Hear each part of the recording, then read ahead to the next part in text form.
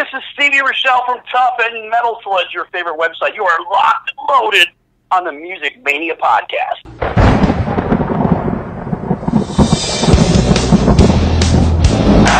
You ready for some screaming heavy metal? We rock! But the evil that men do lives on. We're gonna bang your head! You are now listening to the Music Mania podcast, brought to you by CD Warehouse in Gladstone, the #1 hard rock podcast in the Midwest, featuring hard-hitting interviews with rock's living legends. And now, here's your host, Clint Schweitzer. And once again, we cannot thank you enough for being a part of the Music Mania podcast, guys, because on this show, you already know the songs. On this show, we tell you the stories, and that's exactly what we're going to be doing. As for the third time, Wednesday 13 is going to be joining us to talk about his upcoming album, upcoming tour with Cradle of Filth, where he sees the trajectory of his career going all the way back to the Murder Dolls, recording his first solo album, the Frankenstein Drag Queens, where he sees the trajectory of his career going. Wednesday 13 is a shock rock sensation. A lot of his albums, tongue-in-cheek lyrics, horror elements, and I'll tell you what, on this next one, he's going to be kind of breaking some big news here on this show. He's going to be talking about the fact that he has gone down an 80s rabbit hole, locked himself into a cocoon of nothing but 80s television, pop culture, and music for the past several months, and hopefully out of it emerges the ultimate 80s hard rock metal soundtrack, and that's what he is going for on his next release. We're going to be talking to him all about that, all the details on that, along with little things like, did he like the new Halloween remake? What's his favorite Wasp album? We get into all of it with Wednesday 13. This is our third time to talk to him. Of course, for the very first time, back in, I believe, 2015, I was able to interview Wednesday on his tour bus here at a tour stop here in Kansas City. And I always remember that. It was really funny because we were doing the interview outside the venue, outside this club called The Scene Rock Bar here in Kansas City. And it was like a summer night, like 85 degrees. So to me, it was just a kind of a balmy, warm night, you know, in the summertime. And Wednesday's like, man, it's cold out here. Can we go back on the tour bus and finish the interview? And I'm like, absolutely. But man, 85 degrees, that's pretty good for Kansas City. But yeah, he's lived in LA for quite a while now. So, you know, these cooler temperatures just get to him. But great guy, great vocalist. He just has a great vision for his music. I've always been an admirer of his albums, the tongue-in-cheek lyrics. Saw, you know, albums like Fang Bang, Transylvania 90210, The Dixie Dead. The last two he just did were very dark metal albums. Monsters of the Universe and Condolences, those were the last two, and I think he really went in a different direction on those, and obviously on this next one, going to be talking about the direction that's going, but the direction that we're going here on the Music Mania podcast is things are just getting started here in 2019. We are already off and running. We've had some big interviews, already gone to some big concerts, done some big reviews, got a lot going up. I'm going to be at Disturbed in 3 Days Grace in Nashville coming up this weekend, covering that show. Hope to get an interview with 3 Days Grace for the podcast coming up for that. We're still trying to work out the details to that. But, gosh, I went to 4 shows in, I believe, 7 days, starting with the Scorpions and ending with Lisa Loeb. So, you know, kind of running the gambit here. We had Lisa on the show a couple weeks ago. What a pleasure that was. So we run the gambit here. You know, on this show, the heavy emphasis is on 70s, 80s hard rock, but you know what? We like to go outside of that. We like to talk to artists from a lot of different genres because, let's face it, I'm a fan of music. I'm a fan of a lot of different kinds of music. But Wednesday 13 is someone that I've been a fan of. There's like not a lot of, you know, quote unquote newer bands that have ever really, you know, at least, you know, in the last 10, 15 years that have really just stuck with me, and someone that, you know, Wednesday 13 is someone that I have stuck by since the Murder Dolls, which I believe that first Murder Dolls record came out in 2002. And they then did a follow-up in 2010. 2010 or 2011, and you know, ever since then, Wednesday keeps getting asked if the band would reform, and you know, Joey Jordison and what's up with him. But you know, Wednesday kind of keeps leaving the door open for that. So we'll see what happens when it comes to the Murder Dolls. But right now, Wednesday 13 is, you know, he's opening up for Cradle of Filth, which should be a really big tour for him, and I'm really excited for that. He just opened up the Ozfest New Year's Eve in Los Angeles outside the Forum.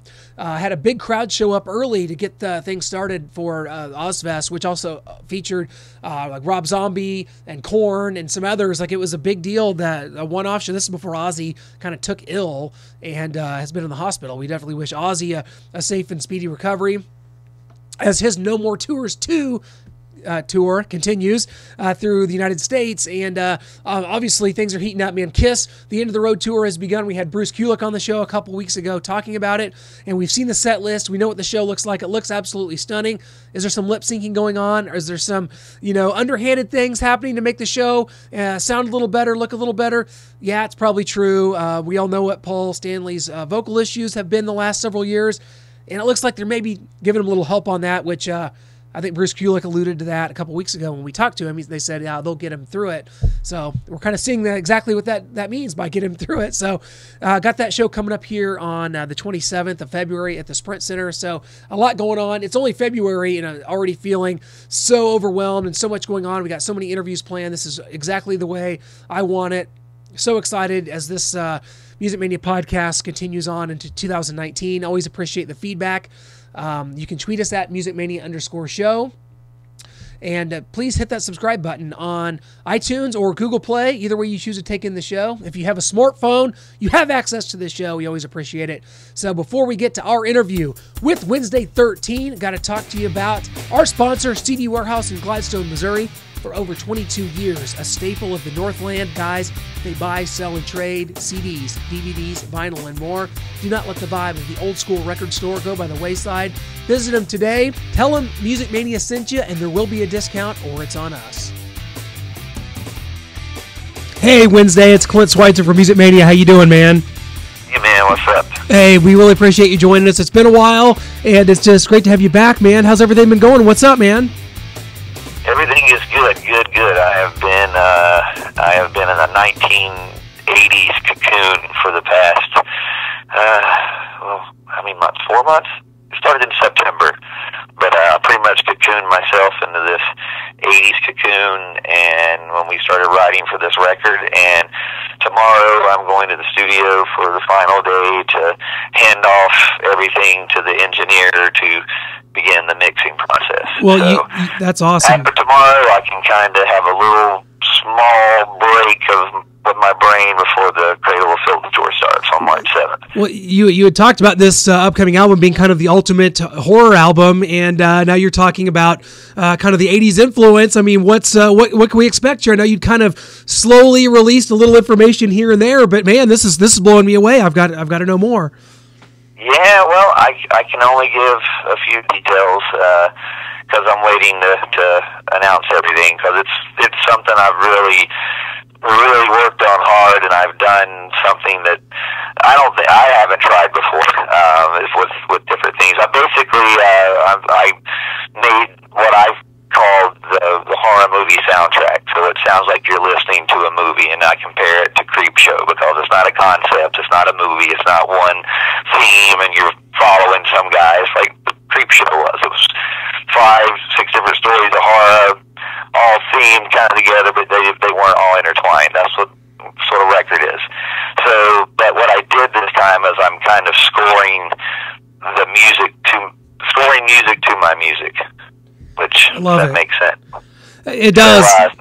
So Roy Mayorga of Stone Sour, he's who I had no idea up until a few months ago that he was just really into like synthesizers and just doing mixes and things like that, and he's a huge fan of just like old horror movie soundtracks, and we started talking about Halloween and John Carpenter, and he was like, it's in my DNA to play it, and he started showing me, and he had like the original keyboard that John Carpenter wrote his first 5 films on, and we just started talking. I was like, I'm doing this record, do you want to help me kind of score this and make this sound like it's a proper 80s soundtrack, and just let's take people back in a time machine to the 80s. And what he's added on top of what we're doing is just it's the coolest thing to me. Like, when it's got such an atmosphere to it. I've never ever made a record with such a vibe but now rough, and it gives me goosebumps.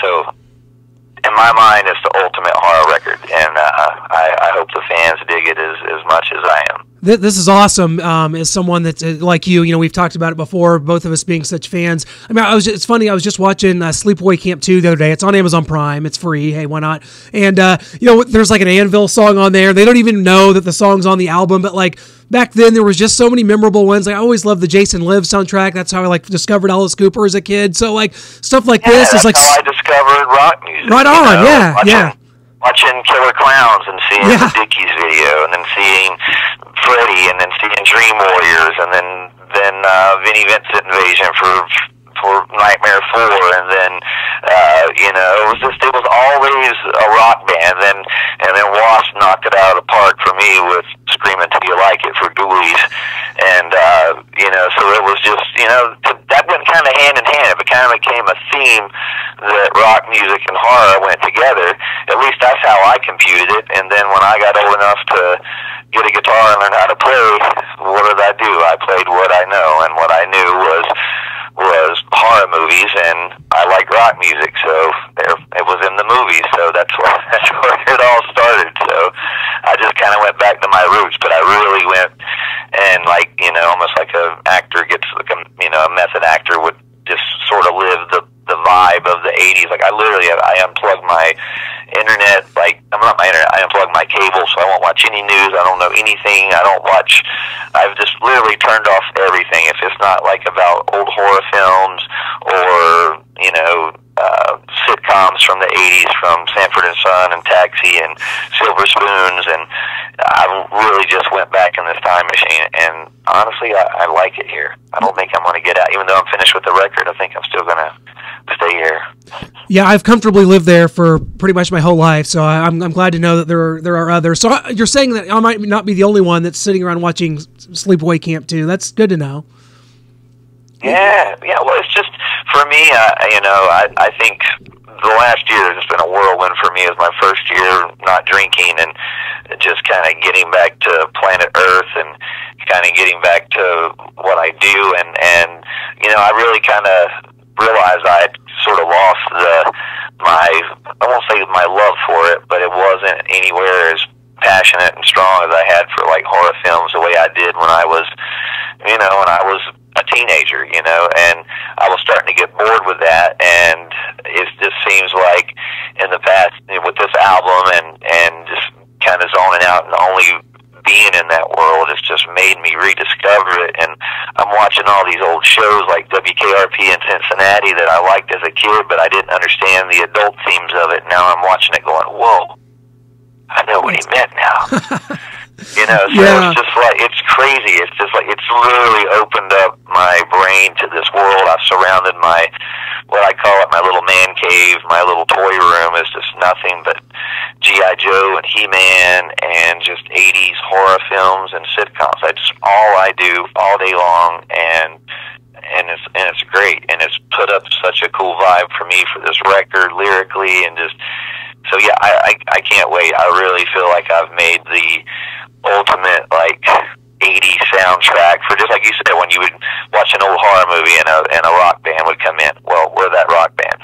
I love it. I can't wait for that. Is the horror movie. That's so great. That's so fitting, and I'm so looking forward to that. I'm just a fan of all your work, and loved Monsters, and I love Condolences, but man, this is going to be great. Obviously, you guys have still been playing live quite a bit. You just did the tour earlier in the fall, I believe, with John Five, great friend of our shows, amazing guitarist, visually stunning, amazing everything he does live as a solo artist. And of course, you just got through doing the Ozfest on New Year's Eve in LA, which was awesome. Man, it looked like tons of people showed up out there. You opened that thing up at the Forum outside the Forum, and just tons of people showed up. And then obviously you had Ozzy and Zombie and Korn on this thing. It was, what a deal that was to be a part of.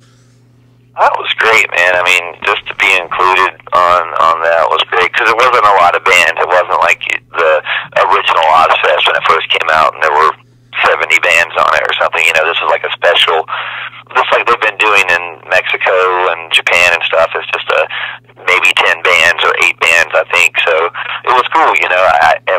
We got to start the whole thing off. They had a professional stage out in the parking lot. I didn't know if anybody would show up on New Year's in Los Angeles at, at 2:30 in the afternoon when we played, but it was packed. It was great. And, it was really cool to be a part of that. And, just to go, wow, we got to play Ozfest. We got to play New Year's Eve with Ozzy and Zombie and Manson. It was, that's like the last of the shock rockers. That's my mom warned me about Ozzy, as a kid. Oh, he bites the heads off bats, and, Alice, he bites the heads off snakes. It's just, so it was cool to be included on that. So that was great, but yeah, that was cool to do that, and that was kind of, in my mind, that was sort of like closing the chapter on that year. And so now we're starting up this year with this Cradle of Filth tour, and the record won't be out for this, but we're going to tease some people with a couple new songs and the stage show and everything. So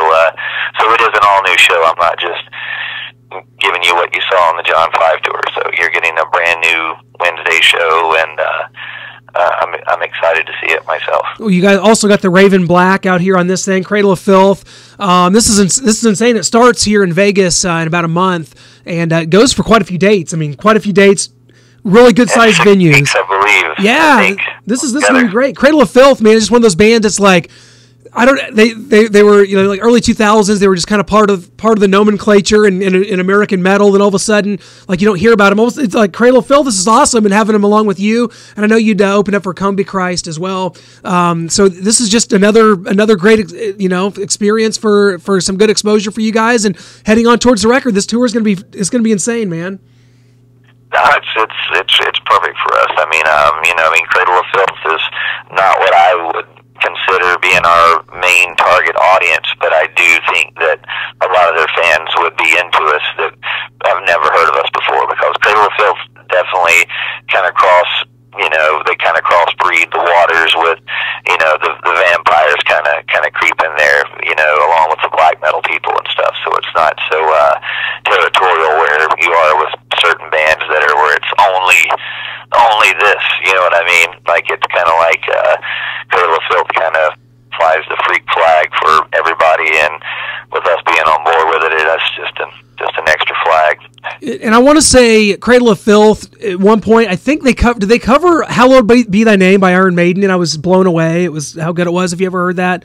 They did a great cover of it. Yeah. I remember hearing, it's crazy, like, in the early 2000s, it was when Murder Dolls came out. Once I went on tour, I went from being that guy that was buying every album and listening to every band to being the guy that was on tour. I didn't have time to be the fan that I was, so I didn't get so ever since I've been touring, I've been less of a like being able to check out bands, and I've just kind of listened to what I listened to. So but I remember hearing about them prior to that, and I remember one of the guys in my Frankenstein Drag Queen band was really into black metal, and he showed me the Cradle to Enslave video, and I remember thinking, whoa, all right, here's the new creeps on the block. These guys are scary, and that was still a killer song. And so I don't, as far as when you ask about Cradle of Filth, that's what I think of. That was my first impression. That's, and now that we've got the tour booked, and I've known that for months and months now, I've been going back and listening to their catalog, and they've got a ton of killer stuff. So, my musical taste has changed over the years, where there's things where maybe back in early 2000 it wasn't, didn't adapt to my ears as easy as it does now, because I've become such a metalhead. Well, as a fan that you are, and I know that you, like me, were kind of baptized in the blood of 80s glam metal, and here we are, like, it's kind of a sobering situation. I mean, you just played a show with Ozzy. I mean, Ozzy's in the hospital, hoping to get this tour back going. Black Sabbath's already done a farewell tour. Kiss is on their farewell tour right now. I was at Twisted Sister's last show in North America back in 2016. I feel like Wednesday that, buddy, the flag is you guys are going to be flying this flag from here on out, because in 10 years, all these bands. Right, yeah.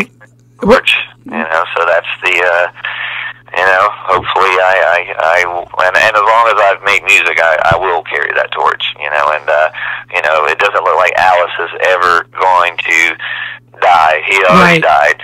So I think we're just watching the ghost of him. He's going to outlive us all. Absolutely. But yeah, you're right. It's like there's nobody that when people go, hey, who's, you're one of the top shock rockers. I'm like, I'm one of the only shock rockers. Yeah, I fit in the top 5 because there aren't 6. So it's one of those things where it's unfortunate. It's like and I hate that. I'm going to be 43 this year. Fucking so weird to say.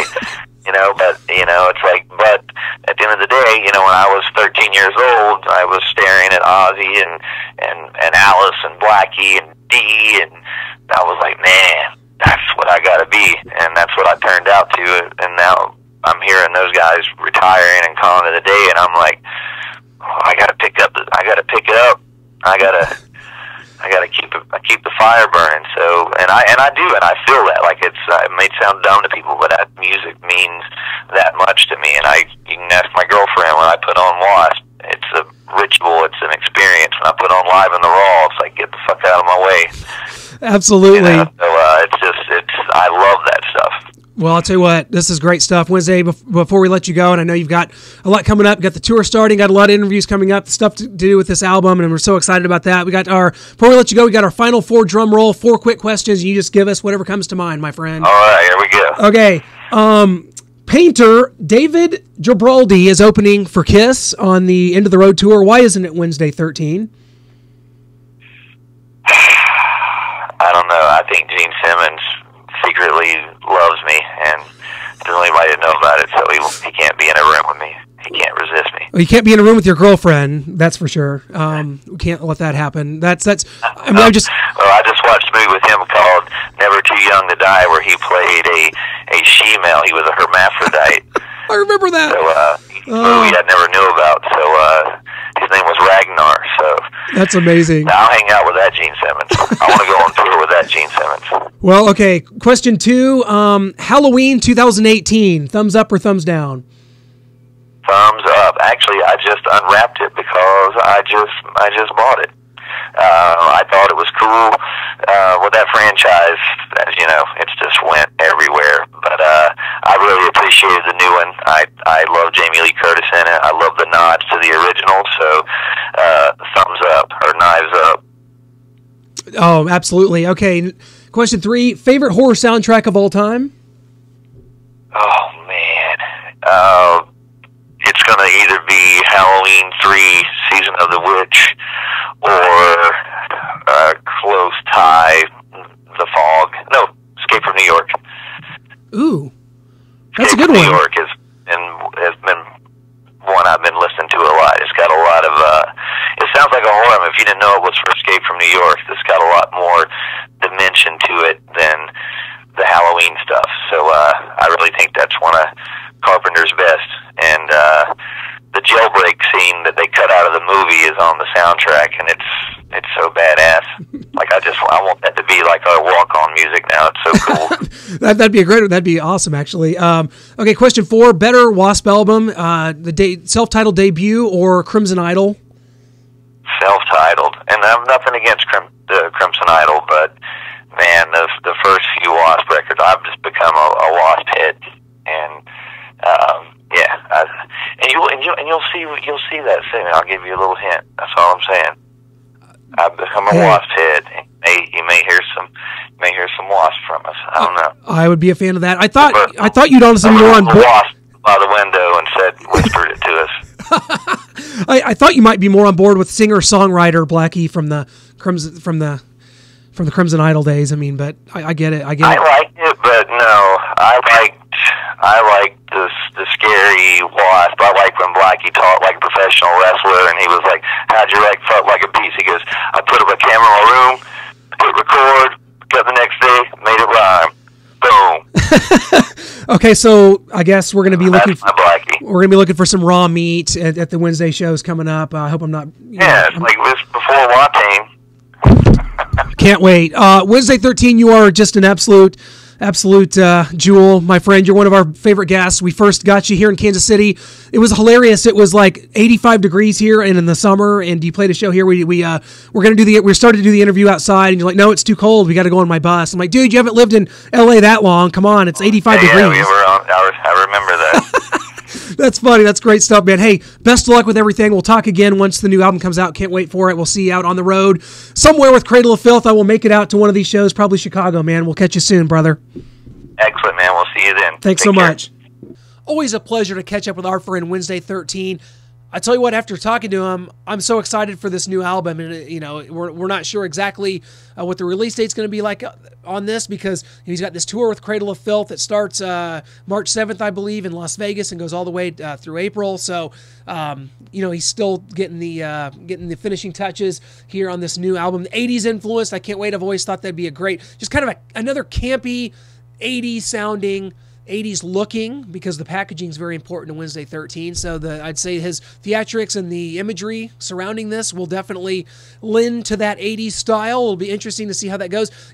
Cool to talk to him about horror soundtracks and just what he wants out of this new album, kind of making it the ultimate horror metal soundtrack. So excited to see what Wednesday's got going on. Just an artist I've always respected. Loved the Murder Dolls. Loved his solo work. Wednesday 13. I believe 2005.